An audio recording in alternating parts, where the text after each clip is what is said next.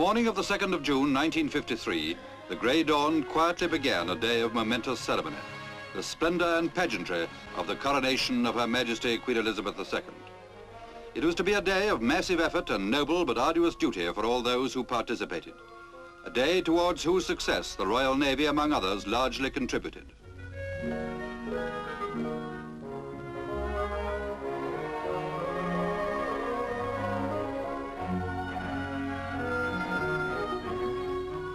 A fanfare of trumpets heralded the Queen's departure from the palace.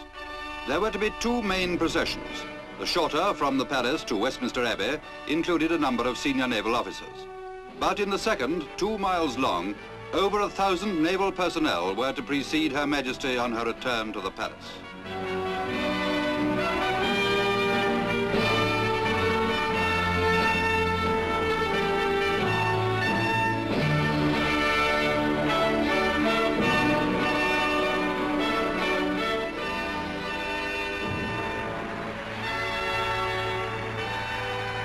The outward procession included senior naval medical officers, seen here followed by the naval chaplains and then the Naval and Royal Marine aide-de-camp.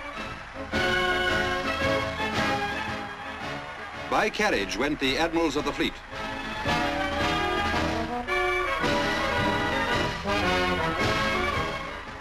And on horseback, the Sea Lords of the Board of Admiralty.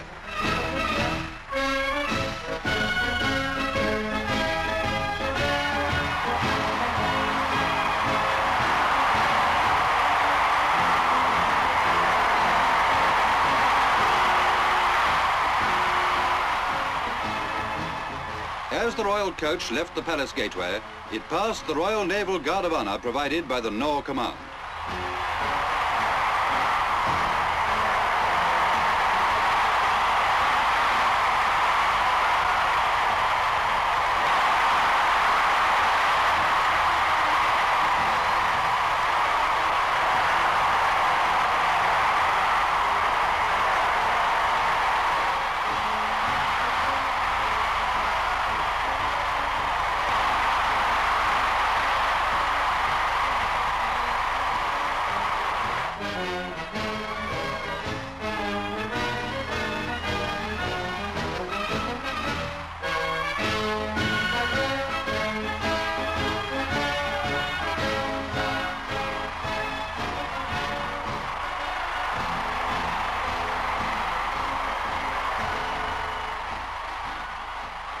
Not the least of the Navy's duties was to line the royal routes.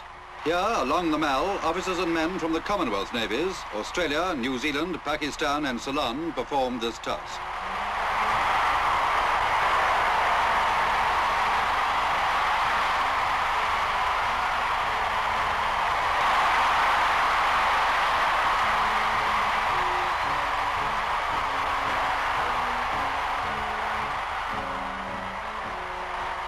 Altogether, more than 2,000 Royal Naval and Royal Marine personnel were engaged on the twofold service of route lining.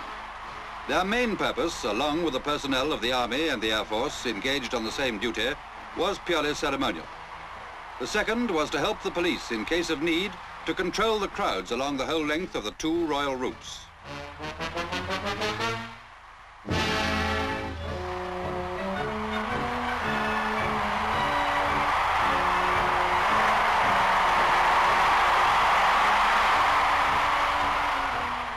The smartness and steadfastness of the Royal Marines typified the display of all those who lined the route.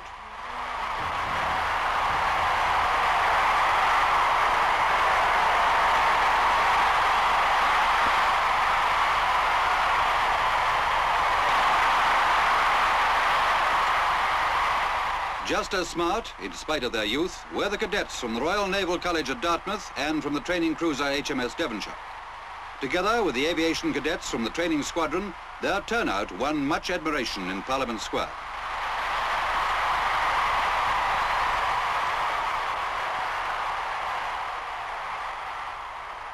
A band of the Royal Marines and a Royal Marines Guard of Honour were waiting at the Abbey to greet the Royal Coach.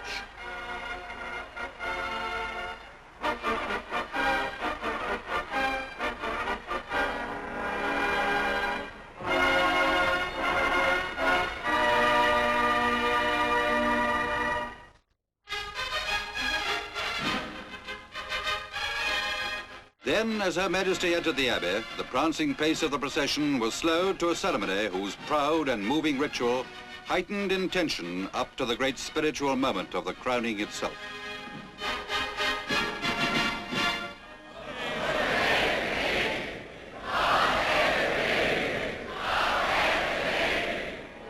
Meanwhile, a hushed but jubilant crowd waited, while all those who were to join the small original procession were taking up their positions behind the scenes. When finally the Abbey ceremony was completed, a new and mammoth procession was ready to precede Her Majesty on the long and triumphant return to the palace.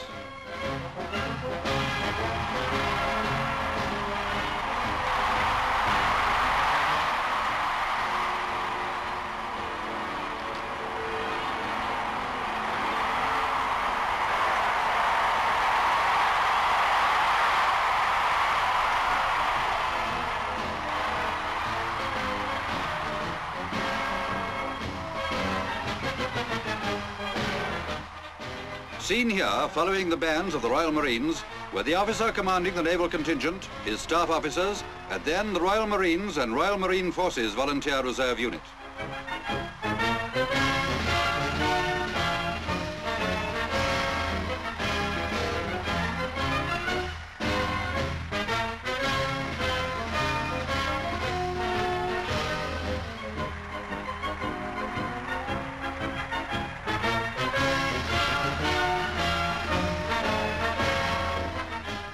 The Women's Royal Naval Service Unit.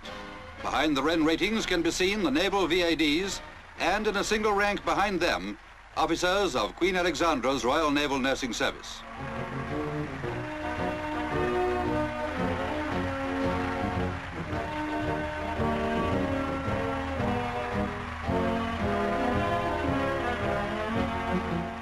The naval contingent comprised in all 7 units representing every branch of the service. As the senior service, it followed the Army and the Royal Air Force, since this placed it the nearest to the royal coach behind them.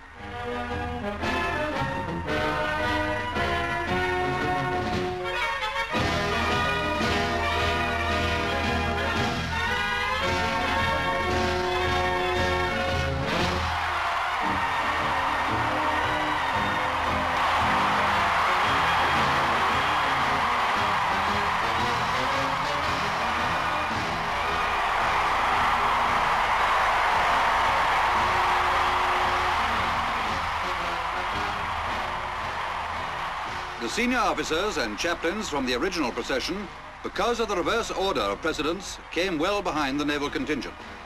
They are seen here, followed by senior officers of the Admiralty staff. The Admirals of the fleet are seen again.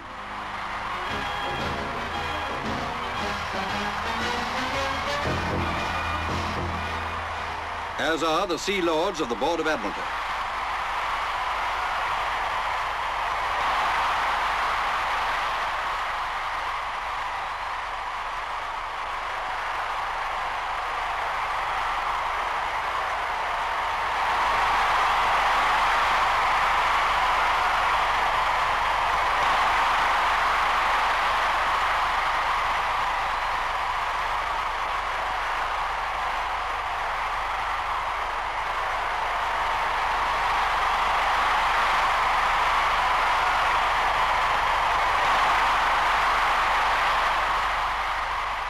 The royal coach approached Trafalgar Square, and behind it can be seen the Blue Jacket Band.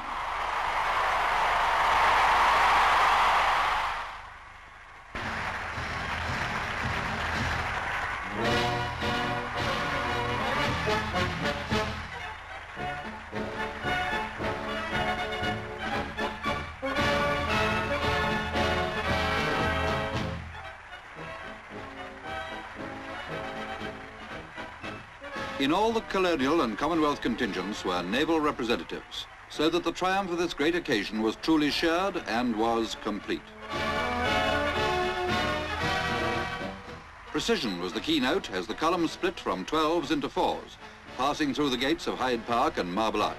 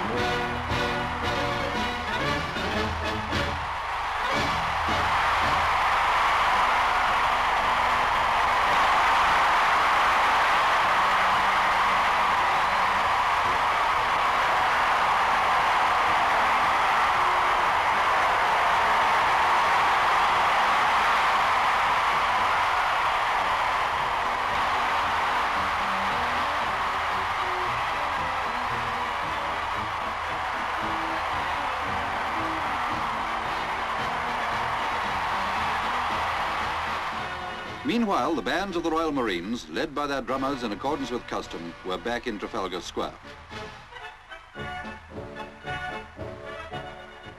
They are followed by the Royal Marines wheeling round to enter Admiralty Arch.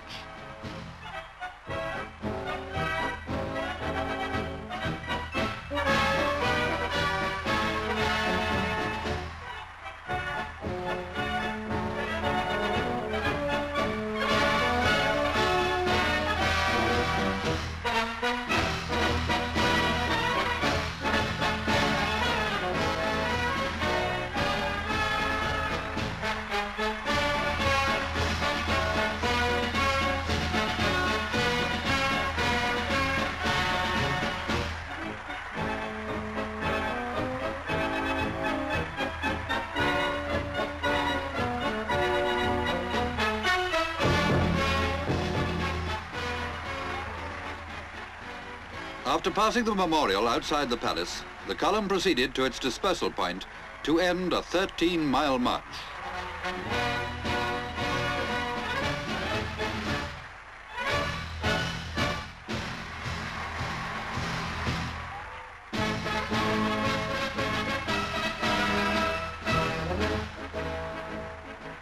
Responsible for the correct spacing of the groups throughout were the marshals, seen here marching on the flanks of the columns carrying batons.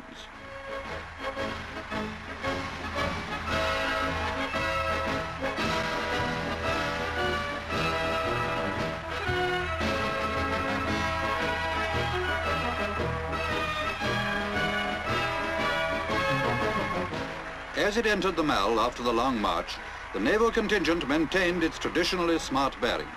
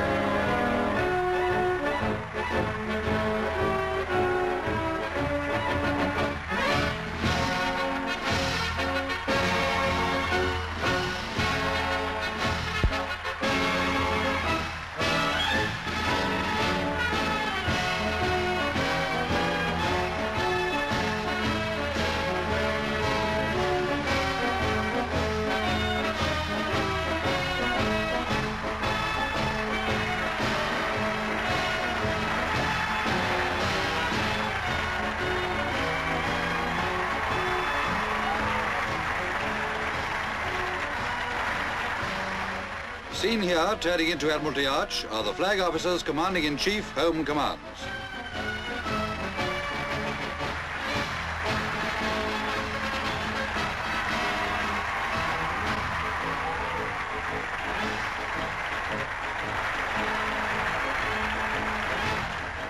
And here, seen following the Sea Lords, are the Chiefs of Staff, with the First Sea Lord, Admiral of the Fleet, Sir Roderick MacGregor, in the centre.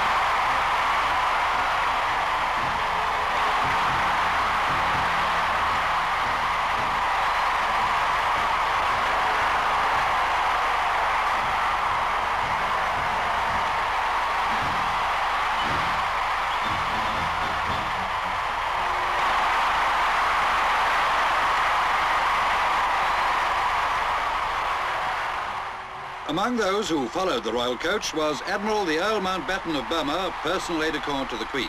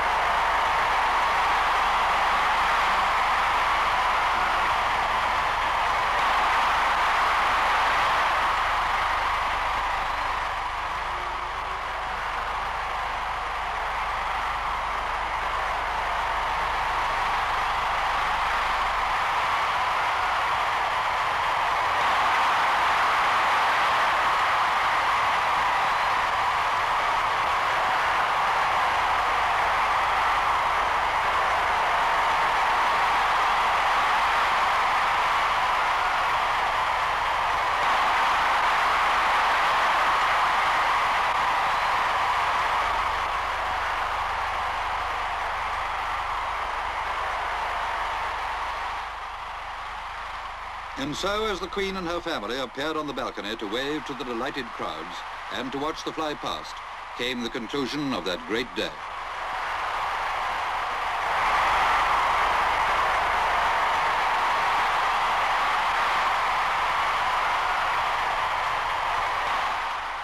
For the Navy, this signal from the Board of Admiralty afterwards summed up the official recognition of the efforts of all.